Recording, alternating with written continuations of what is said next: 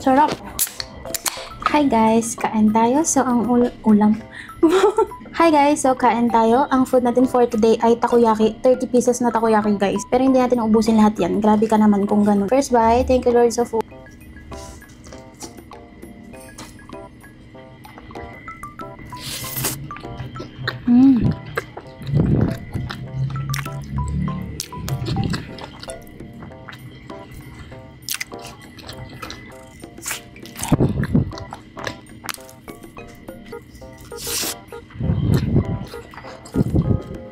Sarap.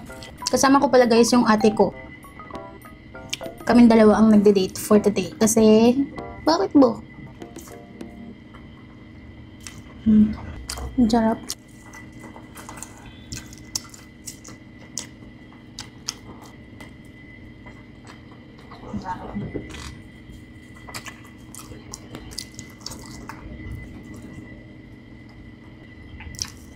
Sarap.